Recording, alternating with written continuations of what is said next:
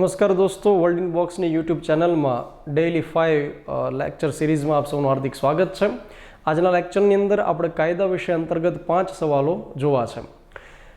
આગળની પોલીસ ભરતીની પરીક્ષાઓમાં તમને ખૂબ જ ઉપયોગી સાબિત થાય એવા પ્રશ્નો અને એની સમજૂતી આપણે જોવી છે.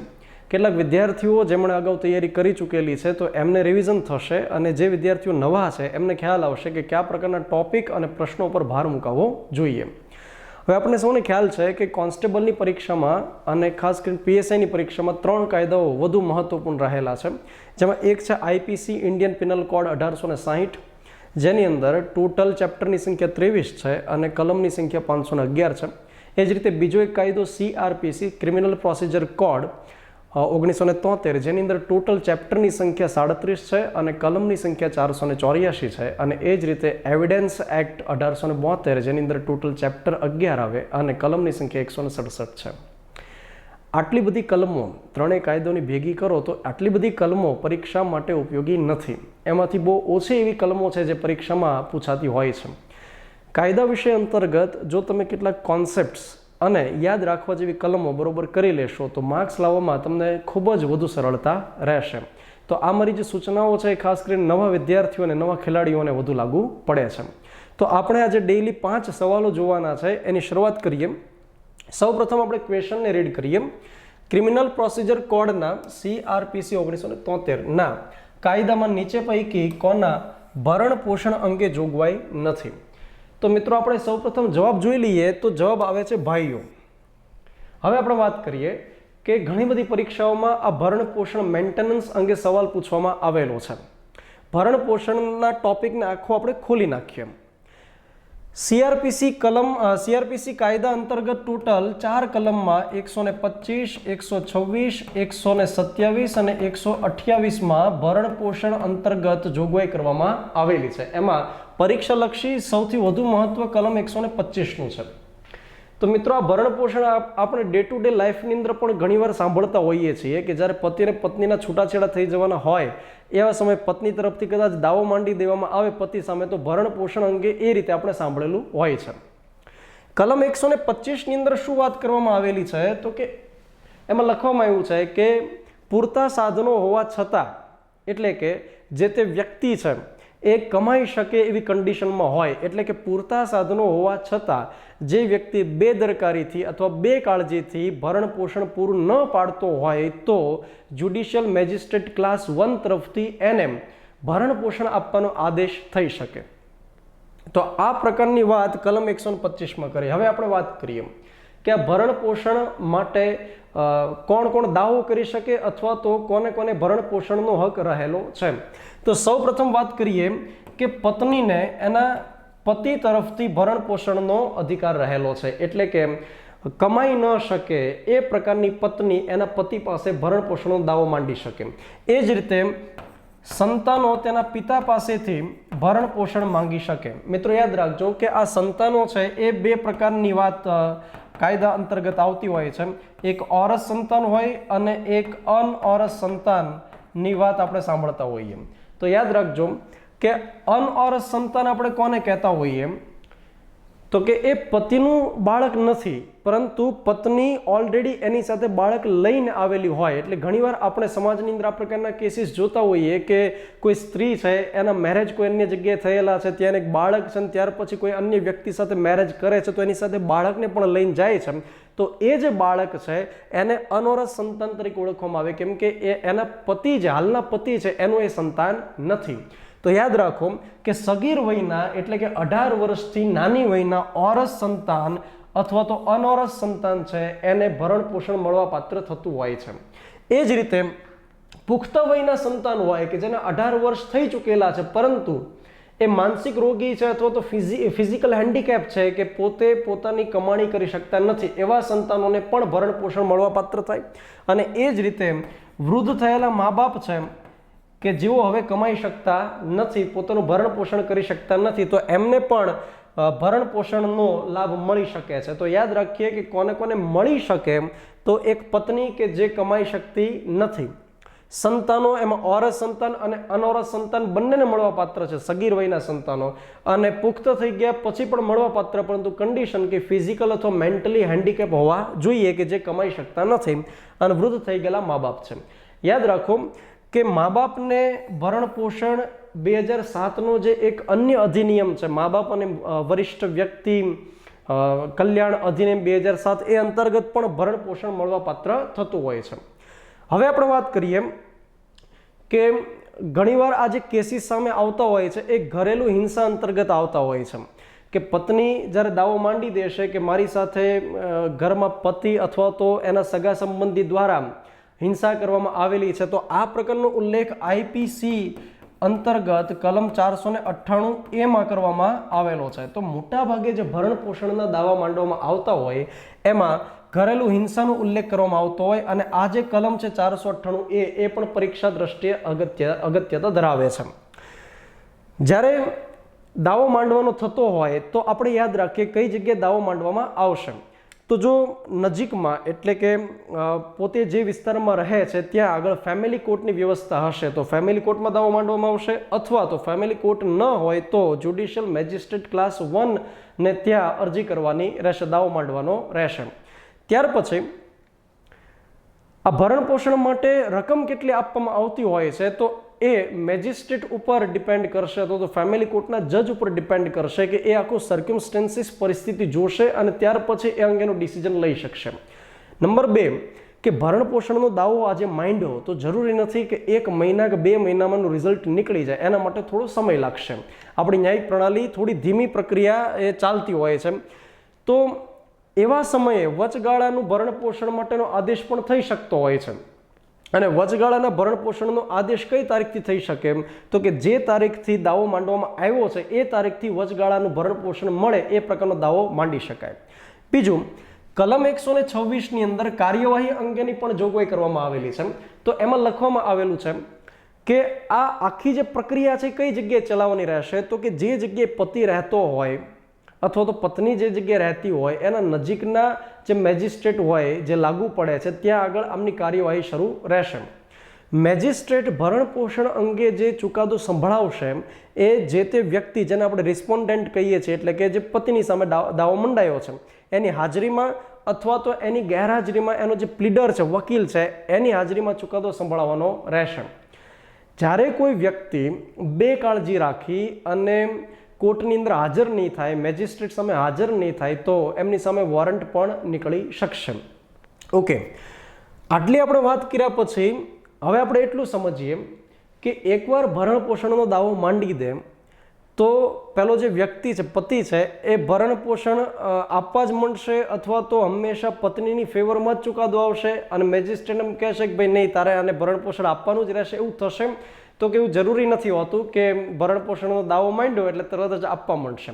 ઘણા બધા એવા સંજોગો છે કે જેની અંદર ભરણ પોષણ આપવાનો ઇનકાર પણ કરી શકે મેજિસ્ટ્રેટ અથવા તો ફેમિલી કોર્ટ. તો હવે આપણે એ સમજીએ કે કયા કયા સંજોગમાં પત્નીને ભરણ પોષણ મળવાપાત્ર થતું હોતું નથી. તો એમાં એક આપણે કેસ એવો જોઈએ કે જેમાં પત્ની પોતે એટલે વેલ ક્વોલિફાઈડ છે કે પોતાની રીતે કમાઈ શકે એમ છે, તો એવા સંજોગમાં ભરણ પોષણ નહીં મળવાપાત્ર થાય. નંબર 2, એ વ્યક્તિ પત્ની પોતે કમાતી હશે, અર્નિંગ એનું શરૂ હશે, તો એવા સંજોગોમાં પણ એને ભરણ પોષણ મળવાપાત્ર થશે નહીં. નંબર 3, કે જ્યારે પતિ એવું ઈચ્છતો હોય કે એની પત્ની એની સાથે રહે અને ભરણ પોષણ પોતે આપશે, અને પત્ની પોતે એની સાથે રહેવા ઈચ્છતી નથી અને સાથે નહીં રહેવાનું કોઈ સ્ટ્રોંગ રીઝન પણ ન હોય, એટલે કે પતિ પોતે ઈચ્છે છે કે એની પત્ની એની સાથે રહે અને જો પત્ની સાથે રહે તો ભરણ પોષણ પોતે કરી શકશે, પણ પત્ની રિઝનેબલ કારણ ન હોવા છતાં અથવા તો અનરિઝનેબલ કારણથી પોતે દૂર રહે છે, તો એવા સમયે પણ એને ભરણ પોષણ મળવાપાત્ર થશે નહીં.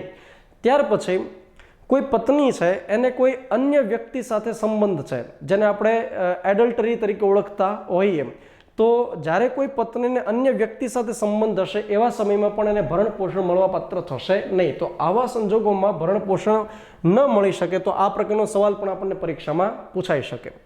ત્યાર પછી કલમ 127 ની અંદર શું લખવામાં આવ્યું છે તો કે ભરણ પોષણની અંદર ફેરફાર, ભરણ પોષણની જે રકમ એક વાર ડિસાઇડ કરી, આપણે હમણાં વાત કરી કે મેજિસ્ટ્રેટ અથવા ફેમિલી કોર્ટના જજની ઉપર ડિપેન્ડ કરશે કેટલી નિશ્ચિત કરવી છે. તો એમાં ફેરફાર માટે અરજી 127 અંતર્ગત કરવામાં આવતી હોય છે. પતિ અત્યારે જે કમાય છે રાઈટ, તો હવે આગળ જતા એની સેલરી ઘટી ગઈ અથવા તો કમાતો બંધ થઈ ગયો વગેરે કોઈ કારણસર ભરણ પોષણની રકમમાં ઘટાડો કરવો તો ફેરફાર કરવાની ઈચ્છા થઈ, અથવા તો સામે જે પત્ની છે એને ખબર પડી કે હવે મારો પતિ પહેલાં કરતાં વધુ કમાય છે, તો એને અરજી કરવી છે કે ભાઈ મારે વધારે જોઈએ છે ભરણ પોષણ, તો 127 અંતર્ગત કરવામાં આવતું હોય છે. કલમ 128 એમ કહે છે કે એકવાર મેજિસ્ટ્રેટ આદેશ આપી દેશે કે ભાઈ ફલાણા વ્યક્તિ છે એણે દર મહિને 4,000 રૂપિયા 3,000 રૂપિયા ભરણ પોષણ આપવાનું રહેશે.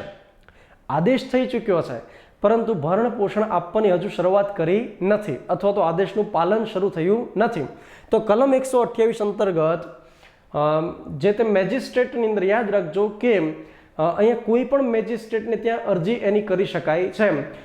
એવું જરૂરી નથી કે પહેલાં જે મેજિસ્ટ્રેટમાં અરજી કરેલી હતી, કેસ ચલાવેલો તો ત્યાં આગળ જ અરજી કરી શકાય એવું જરૂરી હોતું નથી. તો આ 4 કલમ 125, 26, 27 અને 28 આપણે યાદ રાખવાની છે.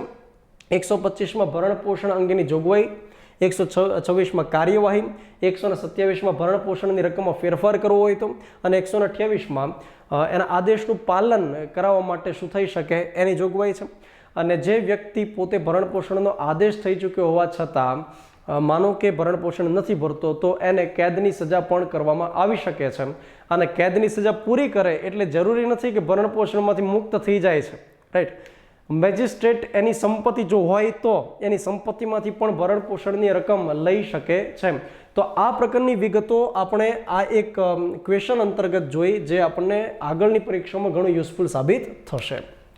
ત્યાર પછીની આપણે બીજી મેટર જોઈએ અથવા બીજો ક્વેશ્ચન જોઈએ, આ પણ ખૂબ અગત્યતા ધરાવે. સ્વ બચાવનો હક કઈ કલમમાં સમાવેલો છે? યાદ રાખજો કે સવાલ આ પ્રકારના અત્યાર સુધી સહેલા જ પૂછાયેલા છે. હવે આપણે આ ટોપિકને ખોલીએ.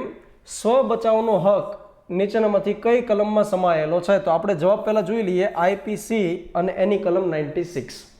સ્વ બચાવ સેલ્ફ ડિફેન્સ. સેલ્ફ ડિફેન્સની જોગવાઈ આઈપીસી અંતર્ગત પ્રકરણ નંબર 4 ની અંદર કરવામાં આવી છે. પ્રકરણ નંબર 4 નું નામ છે અપવાદ. એટલે કે કયા પ્રકારના કૃત્યો ગુનો ન ગણાઈ શકે એની આખી એક યાદી આપવામાં આવેલી છે. તો એ પ્રકરણ નંબર 4 અપવાદ અંતર્ગત સેલ્ફ ડિફેન્સ સ્વ બચાવને અપવાદ ગણવામાં આવેલું છે. યાદ રાખજો કે ગુનો જ્યારે થાય, ક્રાઇમ જે થાય, તો એના માટે કયા કયા પ્રકારના સ્ટેપ હોય છે. તો ગુનો જ્યારે થશે તો એના માટે સૌથી પહેલાં વિચાર આવશે કે કંઈક કૃત્ય કરી નાખવા માટે પહેલાં મગજમાં વિચાર આવશે. એ વિચાર આવ્યા પછી શું થશે? એના માટે પ્રયત્ન થશે. પ્રયત્ન થયા પછી શું થશે? એટલે કે પહેલાં તૈયારી થશે. પહેલાં શું થયું? મગજમાં વિચાર આવ્યો, ત્યાર પછી તૈયારી થઈ, તૈયારી પછી પ્રયત્ન થશે, અને જો પ્રયત્ન સફળ થાય તો એને આપણે શું કહીએ? ગુનો કહીએ. આઈપીસી એવું કહે છે કે પ્રયત્ન કરવામાં આવ્યો પરંતુ સફળ ન થયો તો ખાલી જે પ્રયત્ન કર્યો એને ગુનો ગણાશે. દાખલા તરીકે ચોરી કરવા માટે ગયા કોઈના ઘરે, તો ત્યાં જઈને તિજોરી ખોલી, બહુ મહા મહેનત 2 કલાકે તિજોરી ખુલ્લી અને ત્યારબાદ તિજોરીમાંથી કશું નીકળ્યું જ નહીં, તો એને ગુનો ગણાશે? તો કે હા, એ ચોરી નથી થઈ પણ ચોરીનો પ્રયત્ન ચોક્કસ થયો છે. તો ગુનો થવા માટે પહેલું જે સ્ટેપ છે એને આપણે વિચાર કહીએ, એટલે કે ગુનો કરવા માટેનો ઈરાદો જોઈએ રાઈટ. તો અહીંયા આગળ સેલ્ફ ડિફેન્સ જે થશે એ ઈરાદાપૂર્વક નહીં થયું હોય ત્યાં આગળ કૃત્ય. દાખલા તરીકે તમે કોઈ જગ્યાએ સરસ રીતે બેઠા છો બગીચાની અંદર અને ત્યાં આગળ કોઈ વ્યક્તિ પાછળથી અને એક તમને મારી દે, તો એ શું થયું કે તમે બિલકુલ ઈરાદો ધરાવ્યો નહોતો, પરંતુ હવે સામેવાળા વ્યક્તિ તમારી ઉપર એક એક્શન કરી તો તમે ત્યાં શું આપશો? રિએક્શન આપશો. તો એ સેલ્ફ ડિફેન્સ છે ને ગુનો ગણાશે નહીં. તો સેલ્ફ ડિફેન્સનો ઉલ્લેખ કલમ નંબર 96 થી લઈ અને ક્યાં સુધીમાં છે? તો કે 106 અંતર્ગત વાત કરવામાં આવેલી છે. 96માં સિમ્પલ કહી દીધું કે સ્વ બચાવ અંતર્ગત કરવામાં આવેલું કૃત્ય ગુનો નથી. ત્યાર પછી કલમ નંબર 97 ની અંદર વાત કરવામાં આવી કે સેલ્ફ ડિફેન્સ 2 પ્રકારે હોઈ શકે. એક તો તમારા શરીરને જ્યારે જોખમ હોય ત્યારે, અને બીજું છે કે તમારી જે સંપત્તિ છે, તમારી જે મિલકત છે એને જ્યારે નુકસાન થવાનું હોય, એ જ્યારે જોખમની અંદર હોય ત્યારે તમે સેલ્ફ ડિફેન્સ ત્યાં આગળ કરી શકશો. ત્યાર પછી કલમ નંબર 98 ની અંદર શું વાત કરી? તો કે 98માં એ વાત કરી છે કે જ્યારે કોઈ અસ્થિર દિમાગનો વ્યક્તિ હશે અથવા પાગલ વ્યક્તિ હશે અને એ તમારી ઉપર પ્રહાર કરે અથવા એનું કોઈ કૃત્ય હોય અને તમે સામે એને જે કશું કૃત્ય કરો છો એની સામે, તો એને ગુનો નહીં ગણાય. આપણે ઘણી વાર રસ્તામાં જોતા હોય, એક પાગલ વ્યક્તિ હોય, કોઈને ઈંટ ઉપાડીને મારી દેશે અથવા કોઈને એકદમ ઝાપટ મારી દેશે, તો સામેવાળો વ્યક્તિ ત્યાં સેલ્ફ ડિફેન્સ કરી શકે અને એમાં પાગલ વ્યક્તિને કંઈ નુકસાન થાય તો તમે ગુનો કર્યો છે એવું ગણાશે નહીં. તો એવી જોગવાઈ કલમ 98માં કરી. ત્યાર પછી કલમ 99માં સરસ જોગવાઈ કરી. 99માં શું વાત કરી કે જ્યારે કોઈ સરકારી અધિકારી એની ફરજ બજાવે છે તો એવા સમયે તમે સેલ્ફ ડિફેન્સ નહીં કરી શકો. માનો કે કોઈ પોલીસ અધિકારી તમને પકડવા માટે આવ્યા, તો ત્યાં તમે એમ ન કહી શકો મારી આ ગેરકાયદે અટકાયત કરવા માટે આવ્યા છે ને હવે હું એની સામે કંઈક પ્રહાર કરું ને એને ભગાડી દઉં ને એ પ્રકારે સેલ્ફ ડિફેન્સ નહીં થાય. માનો કોઈને ફાંસી આપવાની છે અને જલ્લાદ ત્યાં આગળ તૈયાર થયો તો એમ નહીં કહી શકે કે જલ્લાદ મારું ખૂન કરી નાખવા માટે આવ્યો છે. એટલે 99માં શું વાત કરી તો કે જ્યારે કોઈ સરકારી અધિકારી પોતાની ફરજના ભાગરૂપે કોઈ કૃત્ય કરતો હોય એની સામે સેલ્ફ ડિફેન્સ ચાલશે નહીં.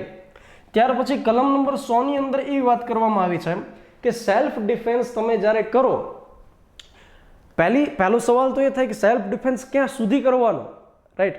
કે તમે તમારો જીવનો બચાવ કરવા માટે તમે સામેવાળા વ્યક્તિને ક્યાં સુધી તમે એને નુકસાન કરી શકો, એટલે કે સેલ્ફ ડિફેન્સ ક્યાં સુધી કરી શકો. દાખલા તરીકે કોઈ ચોર આવે છે ઘરે, હવે તમે જાગી ગયા અને તમે ઊભા થયા અને તમે હવે શું કરશો તો કે ચોરને પકડશો.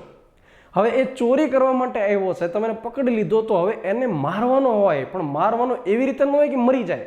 એટલે કે સેલ્ફ ડિફેન્સ ક્યાં સુધીનું હોવું જોઈએ, તો કલમ નંબર 100ની અંદર એમ કહે છે કે સેલ્ફ ડિફેન્સ સામેવાળાનું મૃત્યુ નિપજે ત્યાં સુધી થઈ શકે, પરંતુ કેવા સંજોગોમાં? તો અલગ અલગ ત્યાં 7 બાબતો રજૂ કરવામાં આવેલી છે. જ્યારે તમને એવું લાગે કે ભાઈ હું સેલ્ફ ડિફેન્સ નહીં કરું તો સામેવાળો વ્યક્તિ મારું ખૂન કરી નાખશે, અથવા તો મારું અપહરણ કરશે, અપનયન કરશે, બળાત્કાર કરશે, સૃષ્ટિ વિરુદ્ધનું કૃત્ય કરશે, મારી ઉપર એસિડ ફેંકી દેશે અથવા મહાવ્યથા કરશે, આ પ્રકારનું જો તમને એવું લાગે, ભીતિ લાગે, તો તમે કલમ 100 અંતર્ગત સામેવાળાનું મૃત્યુ નિપજાવી દો તો પણ એને ગુનો ગણવામાં આવશે નહીં, પરંતુ એ વસ્તુ સાબિત થયેલી હોવી જોઈએ કે તમે સેલ્ફ ડિફેન્સમાં એને મારેલો છે, નહીં કે સામેથી તમે એને મારેલો હોય. તો આ પ્રકારની વાત કરી. ત્યાર પછી કલમ 103માં પણ વાત કરવામાં આવી છે કે કોઈ વ્યક્તિ તમારી સંપત્તિને નુકસાન કરવા માટે આવે, એટલે કે ઘરફોડ કરવા માટે આવે, લૂંટ કરવા માટે આવે, ચોરી કરવા માટે આવે, અથવા તો ઘરની અંદર અથવા તમારી સંપત્તિમાં ગુનાહિત અપપ્રવેશ કરવા માટે આવે, તો પણ તમે એને મૃત્યુ નિપજાવી દો સેલ્ફ ડિફેન્સમાં, તો પણ ગુનો ગણવામાં આવશે નહીં. તો આ પ્રકારની વાત મિત્રો આ સ્વબચાવ સેલ્ફ ડિફેન્સ અંતર્ગત કરવામાં આવી. આ જે કલમો અહીંયા આગળ આપણે જે વાત કરી એ પરીક્ષા લક્ષી ખૂબ જ અગત્યતા ધરાવતી હોય છે. ચોરી માટે નીચેનામાંથી કયું વિધાન ખોટું છે? તો યાદ રાખો, આપણે આમાંથી 4માંથી ખોટું વિધાન પકડવું છે અને ચોરી માટે છે. ચોરીની વાત આઈપીસી અંતર્ગત કલમ નંબર 378માં કરવામાં આવી છે. એની વ્યાખ્યા કંઈક એવી થાય છે કે એક વ્યક્તિ અન્ય વ્યક્તિની જંગમ મિલકત એની સંમતિ વિના લઈ લેવાના ઈરાદે એક જગ્યાએથી અન્ય જગ્યાએ ખસેડે એને ચોરી કહેવાય. એટલે કે ચોરીના તત્વો કહેવાય તો કે બીજાની જંગમ મિલકત છે. આ શું કહેવાય આપણે વાત કરીએ, જંગમ મિલકત વત્તા સંમતિ વિના શું કરે છે તો કે એક જગ્યાએથી અન્ય જગ્યાએ ખસેડે છે. તો આ પ્રકારના એના તત્વોથી યાદ રાખો, કોઈકની જંગમ મિલકત છે, સંમતિ લીધા વિના અન્ય જગ્યાએ ખસેડવામાં આવે તો એને આપણે શું ગણીએ છીએ? એને ચોરી ગણીએ છીએ. તો કલમ નંબર 378માં એની વ્યાખ્યા આપી અને કલમ નંબર 379માં એના માટે શિક્ષાની જોગવાઈ કરવામાં આવી, જે સામાન્ય રીતે 3 વર્ષ સુધીની હોય ને ત્યાર પછી ડિપેન્ડ કરે કે કઈ વસ્તુ અંતર્ગત ચોરી કરવામાં આવેલી છે. ચોરીની વિષય વસ્તુ સ્થાવર મિલકત હોય છે, ચોરીની વિષય વસ્તુ જંગમ મિલકત હોય છે. તો પહેલા બંનેનો ભેદ આપણે સમજી લઈએ. આ સ્થાવર એટલે તમારે એવું યાદ રાખવાનું કે જે સ્થાયી થઈ ગયેલું હોય, કોઈ જગ્યાએ જકડાઈ ગયેલું હોય, કોઈ જગ્યાએ ચોંટી ગયેલું હોય એને આપણે સ્થાવર કહેશું. અને ત્યાર પછી જંગમ શબ્દ આવ્યો. યાદ રાખો કે આઈપીસીની વ્યાખ્યામાં 22 નંબરની વ્યાખ્યામાં જંગમ મિલકતની વ્યાખ્યા આપવામાં આવેલી છે. જંગમ મિલકત એટલે એવી મિલકત કે જેની હેરફેર કરી શકાય તો એને જંગમ મિલકત કહેવાય. તો મને કહો કે ચોરી કરવી હોય તો સ્થાવરની થાય કે જંગમની થાય? તો કે સાહેબ જંગમ મિલકતની ચોરી થઈ શકે. સ્થાવર જે જમીન સાથે ચોંટી ગયેલું છે એની ચોરી થઈ શકે નહીં. ઘરની ચોરી ન થઈ શકે, ઘરમાં ચોરી થઈ શકે, રાઈટ? ખેતરની ચોરી ન થાય, ખેતરમાં ઉભેલા પાકની ચોરી થઈ શકે. ઓકે, દિવાલની ચોરી ન થઈ શકે, પણ મસ્ત ઈંટ પડી હોય એની ચોરી થઈ શકે. એટલે કે જંગમ મિલકતની ચોરી હંમેશા થઈ શકે. તો આ વિધાન છે કેવું છે? સાચું છે. ત્યાર પછી તે કબજેદાર વ્યક્તિની સંમતિ વિના થાય છે. જે એકદમ સાચી વાત છે કે ભાઈ એ સંમતિ લીધા વિના ચોરી હંમેશા થતી હોય. કોઈ દિવસ સંમતિ સાથે ન થાય કે ભાઈ તમને વાંધો ન હોય તમારો મોબાઈલ હું લઈ જાઉં, એમ તો ન થાય. એટલે સંમતિ વિના થતી હોય. તે કબજેદારના કબજામાંથી લઈ લેવાના ઈરાદે થતો હોય. એટલે કે જે એની વ્યાખ્યા છે ચોરીની, એના જે તત્વો છે એનો સમાવેશ આમાં કરવામાં આવેલો છે. તો આપણો જવાબ થશે કે એ છે એ વિધાન ખોટું છે. સ્થાવર મિલકતની ચોરી થઈ શકતી નથી. તો આ ચોરીની વાત તો આપણે કરી. હવે શું થાય તો કે ચોરીની અંદર મિત્રો સામાન્ય રીતે શું થાય કે જે કબજેદાર વ્યક્તિ છે, જેની મિલકત છે, એને ખ્યાલ ન આવે ને એ રીતે થાય. એમાં સરપ્રાઈઝ મળતી હોય કે તમે ખીચાની અંદર હાથ નાખો ને પૈસા જતા રહે, મોબાઈલ જતો રહે, સરપ્રાઈઝ મળશે. એમાં જે તે વ્યક્તિને ખ્યાલ આવશે નહીં. પરંતુ જ્યારે ચોરીની સાથે ભયનો માહોલ સર્જાય, એટલે કે ભય સાથે જો જોડાય, તો એને બળજબરીપૂર્વક કઢાવી લેવું એમ કહેવાય. એટલે કે જે તે વ્યક્તિ પાસેથી ધાક ધમકી આપીને કોઈ વસ્તુ કઢાવવામાં આવે કે ભાઈ તને મારીશ, તને મારી નાખીશ, તારા સંબંધીને ફલાણું કરીશ, આ પ્રકારે જ્યારે ભયનો માહોલ સર્જાય અને એની વસ્તુ લઈ લેવામાં આવે તો એને બળજબરીપૂર્વક કઢાવી લેવું એમ કહેવાય.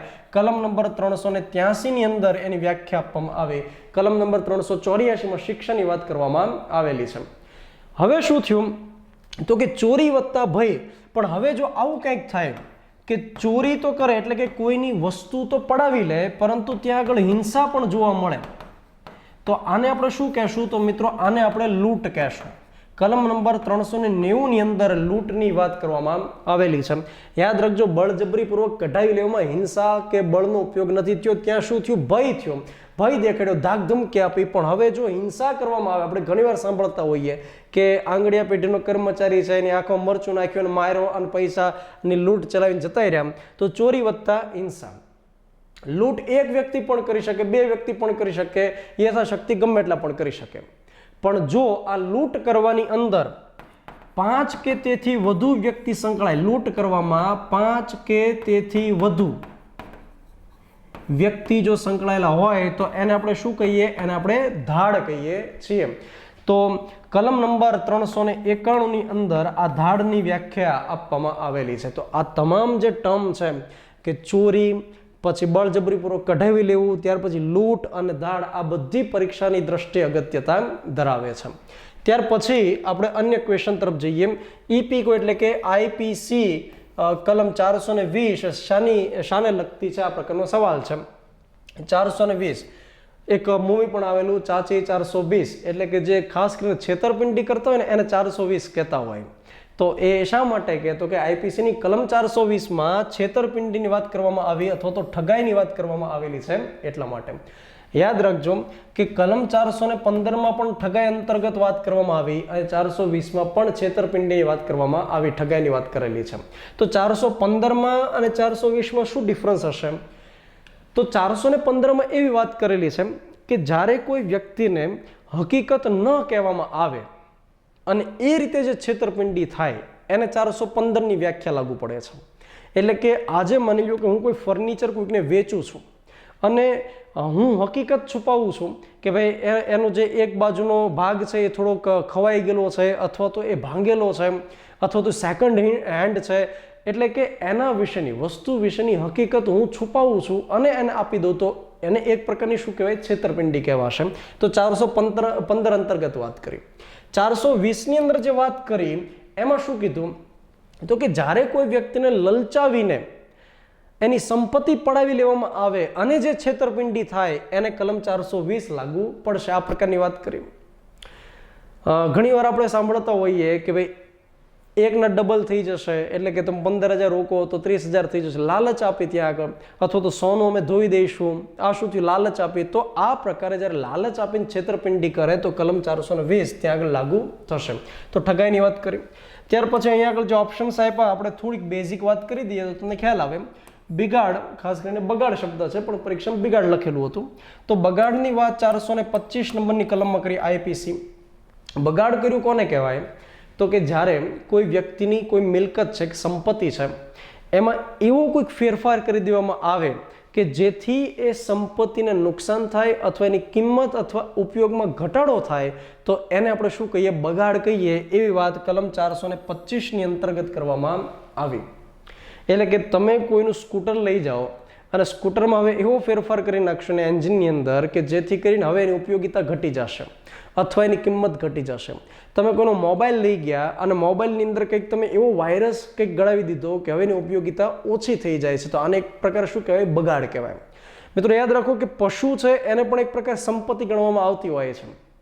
કોઈ વ્યક્તિ છે એ માનો કે પાડોશીની ગાયને કંઈક એવું ઇન્જેક્શન આપી દે છે કે હવે એ દૂધ ઓછું દેવા માંડે તો દૂધ દેવાનું બંધ કરી દે છે, તો એને પણ એક પ્રકાર શું કહેવાય? બગાડ કહેશું, રાઈટ. અથવા કોઈ પશુનો પગ ભાંગી નાખવામાં આવે તો એને પણ શું કહેવાય? એક પ્રકારે બગાડ કહેશું. તો આ બગાડની વાત 425 કરીને કોઈ પશુને નુકસાન કરીને બગાડ કરે એની વાત 429 અંતર્ગત કરવામાં આવેલી છે. ત્યાર પછી મિત્રો વિશ્વાસઘાત છે, ગુનાહિત વિશ્વાસઘાતની વાત 405 અંતર્ગત કરવામાં આવી. એટલે કે જ્યારે કોઈ વ્યક્તિની સંપત્તિ લેવામાં આવે, કોઈ મિલકત લેવામાં આવે ત્યારે કંઈક ઉદ્દેશ અલગ હોય. હું તમને એક એક્ઝામ્પલ આપું ગુનાહિત વિશ્વાસઘાતનું, કે માનો કે કોઈ વ્યક્તિ છે એ કોઈ જગ્યા ભાડે રાખે છે કે ભાઈ ત્યાં આગળ મારે એકેડેમી ચલાવવી છે સપોઝ. હવે જે એ જગ્યાનો માલિક છે એની પાસેથી એગ્રીમેન્ટ કર્યા કે ભાઈ હું આગળ એકેડેમી ચલાવીશ, અને હવે ત્યાં એકેડેમીની જગ્યાએ ત્યાં કંઈક બીજું ચલાવે છે, માનો કે જુગારધામ ચલાવે છે અથવા તો બીજો કંઈક વ્યવસાય ત્યાં શરૂ કરી દીધો, તો એને શું કહેવાય? ગુનાહિત વિશ્વાસઘાત ગણવામાં આવશે. અને ત્યાર પછી બદનક્ષી, જેની વાત કલમ નંબર 499 કરવામાં આવી. બદનક્ષીનો મતલબ શું થશે? તો કે જ્યારે કોઈ વ્યક્તિને નુકસાન થાય એ રીતે એનું અપમાન કરવામાં આવે અથવા તો એની ઉપર ખોટા આરોપ લગાડવામાં આવે એને બદનક્ષી કહેવામાં આવતું હોય છે. તો કલમ 499 શું લખ્યું છે? તો કે જ્યારે કોઈ વ્યક્તિની પ્રતિષ્ઠાને નુકસાન થાય, એના માનપાનને નુકસાન થાય, એ પ્રકારે જો એની ઉપર આરોપ લગાડવામાં આવશે તો એને આપણે બદનક્ષી ગણશું. કોઈ મૃત વ્યક્તિ હોય એની સામે પણ માનો કે કોઈ આરોપ લગાડ્યા હોય અને એના કારણે સગાવાલાને માનો કે લાગણી દુભાણી હોય તો પણ બદનક્ષીનો દાવો માંડી શકાય. કોઈ એસોસિએશન, કોઈ કંપની છે એની માનો કે બદનક્ષી કરી હોય તો પણ દાવો માંડી શકાય ત્યાં આગળ. બદનક્ષી છે એ વ્યંગ દ્વારા પણ થઈ શકે, ચિત્ર દોરીને પણ થઈ શકે. ઘણા બધા કાર્ટૂન્સ આવતા હોય છે જે રાજકીય વ્યક્તિઓના કાર્ટૂન્સ બનાવ્યા હશે અથવા તો કોઈ કવિતાઓ લખી વ્યંગ કરી અને અપમાન કરતા આરોપ લગાડતા હોય છે, રાઈટ. તો આ પ્રકારે બદનક્ષી થતી હોય. 499 વ્યાખ્યા આપી અને કલમ 500 એની શિક્ષા 2 વર્ષ સુધીની લખવામાં આવેલી છે. આ બદનક્ષીમાં કેટલાક અપવાદ પણ છે, જેમ કે જાહેર કાર્ય કરતી વ્યક્તિ હોય, જેમ કે અધિકારીઓ હોય, પદાધિકારીઓ હોય, તો એની સામે તમે જે સાચા આરોપ, વાજબી આરોપ લગાડો તો એને બદનક્ષી નહીં ગણવામાં આવે. અથવા શુદ્ધ બુદ્ધિથી કોઈની પાસે પુરાવો હોય અને કોઈ આરોપ લગાડશે તો એને પણ બદનક્ષી ગણવામાં આવશે નહીં. તો આ પ્રકારની વાત, અપવાદો પણ ત્યાં આપવામાં આવેલા છે. ચલો મિત્રો, લાસ્ટ ક્વેશ્ચન જોઈએ. ભારતીય ફોજદારી ધારા અન્વયે ગેરકાયદેસર મંડળીમાં ન્યૂનતમ કેટલા સભ્યો હોવા જોઈએ? ગેરકાયદેસર મંડળીમાં ઓછામાં ઓછા 5 સભ્યો હોવા જોઈએ. 5 કે તેથી વધુ સભ્યો હોય તો ગેરકાયદેસર મંડળી ગણી શકાય. આઈપીસી અંતર્ગત પ્રકરણ નંબર 8ની અંદર ગેરકાયદેસર મંડળીનો ઉલ્લેખ કરવામાં આવેલો છે. પ્રકરણ નંબર 8 જાહેર સુલેહ શાંતિ વિરુદ્ધના ગુનાઓ, પરીક્ષાલક્ષી ખૂબ જ અગત્યતા ધરાવતું ચેપ્ટર છે, જેમાં કલમ નંબર 141 થી 160 અંતર્ગત વિવિધ પ્રકારની જોગવાઈઓ કરવામાં આવી, જેમાં ગેરકાયદેસર મંડળીનો ઉલ્લેખ કલમ નંબર 141માં છે. વ્યાખ્યા કંઈક આવી છે કે 5 કે તેથી વધુ વ્યક્તિઓ જે ગુનો કરવાનો ઈરાદો ધરાવે છે તો એ મંડળીને આપણે ગેરકાયદેસર મંડળી કહેશું. જ્યારે 5 કે તેથી વધુ વ્યક્તિઓ ભેગા થાય, સપોઝ કોઈ 7 વ્યક્તિઓ ભેગા થયા કોઈ જગ્યાએ, તો એને આપણે ગેરકાયદેસર મંડળી ગણી શકીએ તો કે નહીં? એને આપણે ન ગણી શકીએ. પરંતુ એ 7 વ્યક્તિઓ ગુનો કરવાનો ઈરાદો જો ધરાવતા હોય તો એ ગેરકાયદેસર મંડળી ચોક્કસ કહી શકીએ. તો આ ગેરકાયદેસર મંડળીની વ્યાખ્યામાં 2 તત્વો યાદ રાખવાના. એક, 5 કે તેથી વધુ સભ્યો હોય અને વત્તા એ શું ધરાવતા હોય તો કે એ ગુનો કરવાનો ઈરાદો ધરાવતા હોય. કલમ 141માં અલગ અલગ 5 મુદ્દા આપવામાં આવ્યા છે કે એ રાજ્ય સેવક ઉપર હુમલો કરવાનો ઈરાદો ધરાવતા હોય, અથવા ગેરકાયદેસર અવરોધ ઉત્પન્ન કરવાનો હોય, અથવા તો કોઈ વ્યક્તિને અટકાયતમાં લેવાનો ઈરાદો ધરાવતા હોય, બગાડ કરવાનો ઈરાદો ધરાવતા હોય. તો આ પ્રકારે અલગ અલગ ઈરાદાઓ ધરાવતી જે મંડળી હોય, જેને આપણે ગેંગ પણ કહેતા હોઈએ, તો એને આપણે ગેરકાયદેસર મંડળી કહેશું. યાદ રાખીએ કે કલમ 141 માત્ર વ્યાખ્યા છે, હજુ આ મંડળીએ કોઈ ગુનો કર્યો નથી. ત્યાર પછી કલમ 142 લખવામાં આવ્યું છે કે ગેરકાયદેસર મંડળીનો સભ્ય કોને ગણી શકાય, અને ત્યાર પછી 143 ગેરકાયદેસર મંડળીનો સભ્ય હોય, કોઈ વ્યક્તિ ગેંગનો માણસ હોય તો એને સજા કેટલી થઈ શકે એની વાત કરી કે 6 માસ સુધીની સજા થઈ શકે. પણ એ જો ગેંગ થોડી ખતરનાક હોય, એટલે કે એ પ્રાણઘાતક હથિયારો સાથે ફરતી હોય તો એને 2 વર્ષ સુધીની સજા થઈ શકે એવું કલમ 144 લખવામાં આવેલું છે. તો ગેરકાયદેસર મંડળીમાં આ પ્રકારમાંથી સવાલ આપણને પૂછાઈ શકે. અત્યારે આપણે શું વાત કરી કે ગેરકાયદેસર મંડળી છે એને કોઈ કૃત્ય કર્યું નથી, કોઈ કાર્યક્રમ કર્યો નથી, પણ માનો કે એ ગેરકાયદેસર મંડળી હવે શું કરશે તો કે જો એ હિંસા કરશે તો એને આપણે શું ગણી શકીએ તો કે જો હિંસા કરે તો એને આપણે હુલ્લડ કહી શકીએ, અને હુલ્લડની વાત કલમ નંબર 146 કરવામાં આવેલી છે. એટલે કે આપણે ઘણીવાર જોતા હોઈએ કે આખું જે ટોળું હોય, જે ગેંગ હોય, એ ટાયર સળગાવશે, બસ સળગાવશે, કોઈ દુકાનમાં તોડફોડ કરશે, એટલે કે બળનો ઉપયોગ કરશે અથવા તો હિંસા ફેલાવશે, તો એને આપણે શું કહી શકીએ? હુલ્લડ કહી શકીએ. અને હુલ્લડ અંતર્ગત સજા 2 વર્ષ સુધીની થઈ શકે, અને જો પ્રાણઘાતક હથિયાર સાથે હુલ્લડ કરવામાં આવ્યું તો 3 વર્ષ સુધીની સજા થઈ શકે. ત્યાર પછી આ પ્રકરણ નંબર 8 ની અંદર બીજો એક સરસ એવો ટોપિક છે જેને આપણે બખેડો કહીએ. પ્રકરણ નંબર 8 આ 3 ટોપિક એવા છે કે જેમાંથી ઘણીવાર સવાલો નીકળ્યા છે. એક આ મંડળી, પછી એક હુલ્લડ અને એક બખેડો. આ બખેડાની વાત કલમ નંબર 159 કરવામાં આવી. બખેડા અંતર્ગત કેટલા વ્યક્તિ જોઈએ તો કે 2 કે તેથી વધુ, 2 કે તેથી વધુ. આ પ્રકારે આપણે યાદ રાખવું પડશે કે 5 કે તેથી વધુ શેમાં છે, 2 કે તેથી વધુ શેમાં છે. ઘણીવાર સવાલો નીકળે છે. બખેડો આ શબ્દ ઘણીવાર આપણે સાંભળ્યો કે જ્યારે કોઈ વ્યક્તિ ઝઘડતા હોય અને એ વળી પાસે જાહેરની અંદર ઝઘડતા હોય તો એને આપણે બખેડો કહી શકીએ. કે 2 વાહન અથડાણા અને 2 વ્યક્તિ જાહેરમાં જે રસ્તો બ્લોક કરીને ઝઘડતા હોય તો એને આપણે શું કહી શકીએ? બખેડો કહી શકીએ. રાઈટ. પતિ અને પત્ની જે ઝઘડતા હોય ઘરમાં, એને બખેડો કહેવાય તો કે નહીં? એને મીઠી બબાલ કહેશું. પણ માનો કે ઝઘડતા સોસાયટીમાં આવે તો એને આપણે શું કહીએ? બખેડ. બખેડામાં જાહેર શાંતિનો ભંગ થતો હોવો જોઈએ. તો 2 કે તેથી વધુ અને વત્તા જાહેર શાંતિનો ભંગ, તો આપણે એને કહી દઈશું બખેડો. અને કલમ 160 ની અંદરની શિક્ષા આપેલી છે કે 1 માસ સુધીની શિક્ષા થઈ શકે. તો મિત્રો, આ 5 સવાલ અંતર્ગત આપણે કાયદાની ઘણી બધી વિગતો પરીક્ષા લક્ષી જોઈ. આગળના પ્રકારના લેક્ચરની અંદર વધુ માહિતી મેળવતા રહેશું. ખૂબ ખૂબ આભાર. ધન્યવાદ.